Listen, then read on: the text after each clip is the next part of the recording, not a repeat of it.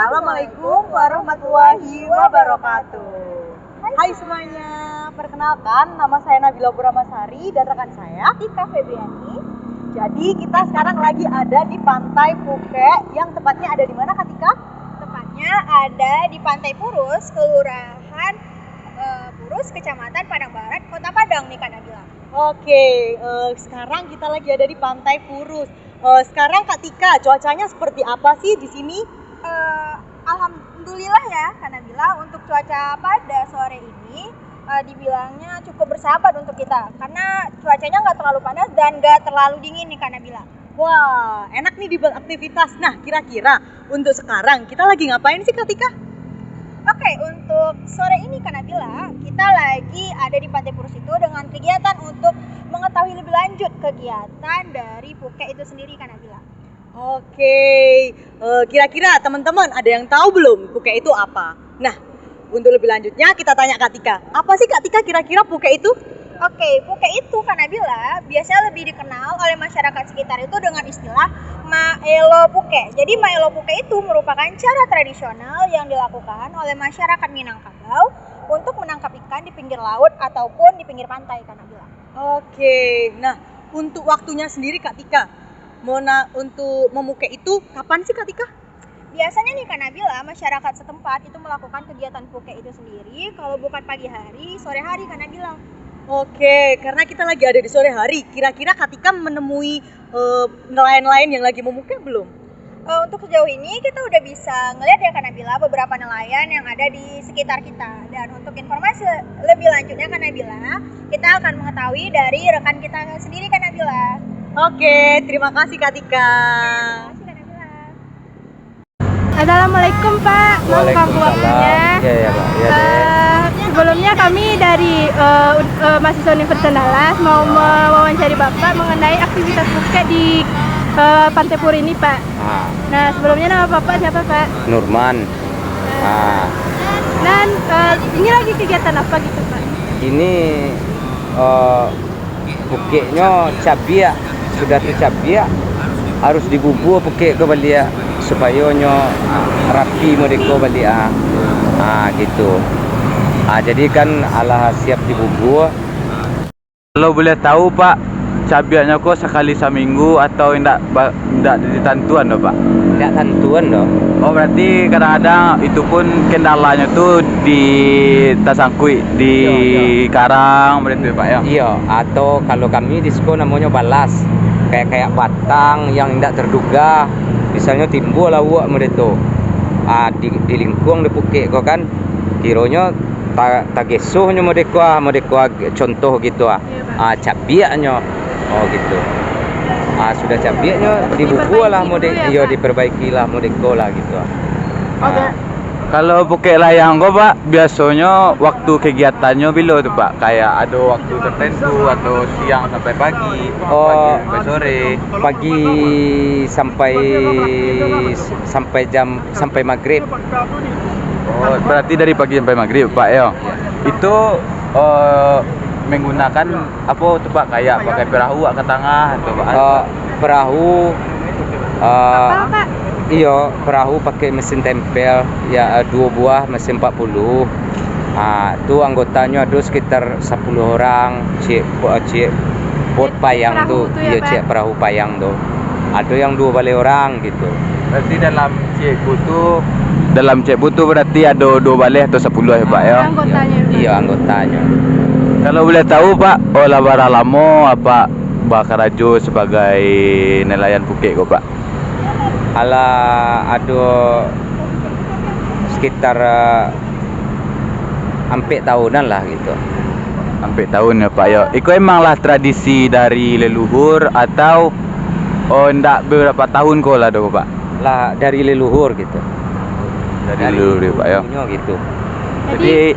Jadi kok kayak turun temurun gitu ya gitu, Pak? Iya. Gitu ya Pak ya. Berarti ya Pak, nah kegiatan gue emang lah turun temurun, jadi ibaratnya emang lah diturunkan ke Kayak lah sampai jadi tradisi gitu iya, kan Pak? tradisi gitu.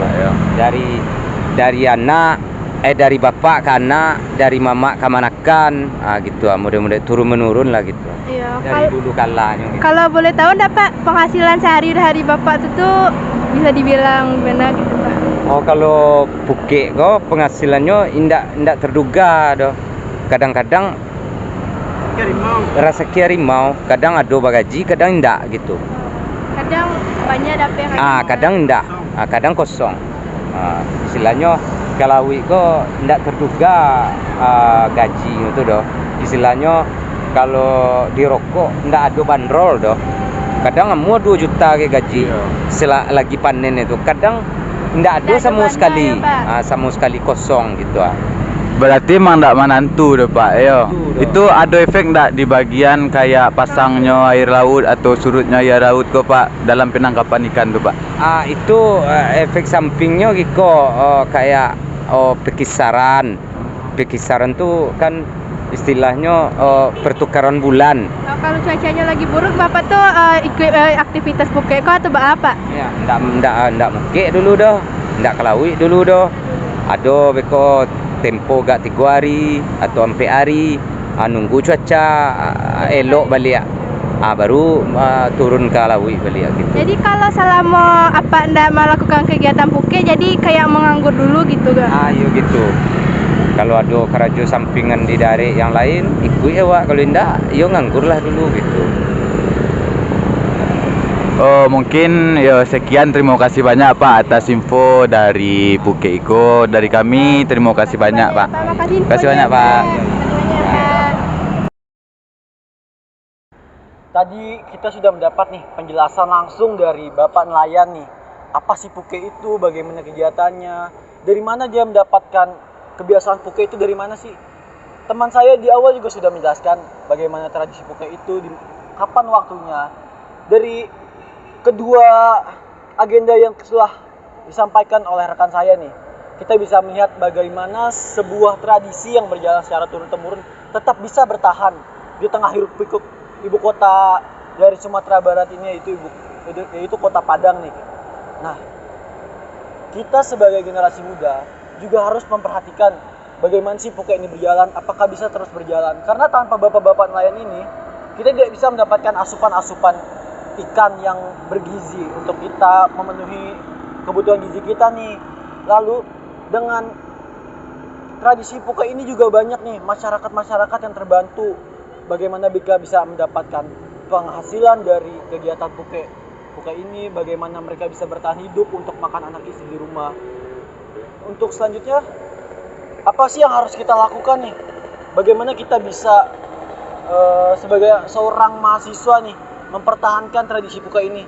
Tentunya kita yaitu dengan cara kita perhatikan lagi nih, apakah kebutuhan bapak nelayan ini, bagaimana mereka bisa bertahan di tengah hiruk pikuk ibu kota ini nih. Nah, kita sebagai mahasiswa kita ini mencarikan solusinya.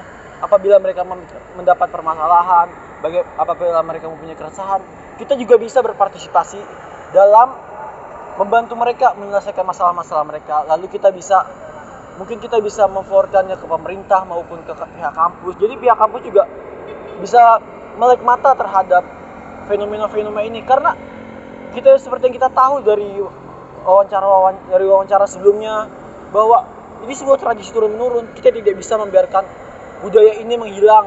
Kita harus membudayakan ini terus karena hidup orang bergantung sama kegiatan Puke ini. Lalu juga kita harus bisa membiarkan anak cucu kita nih untuk tetap melihat kegiatan Puke ini, kawan-kawan sekalian. Sekian dari kami. Wassalamualaikum warahmatullahi wabarakatuh.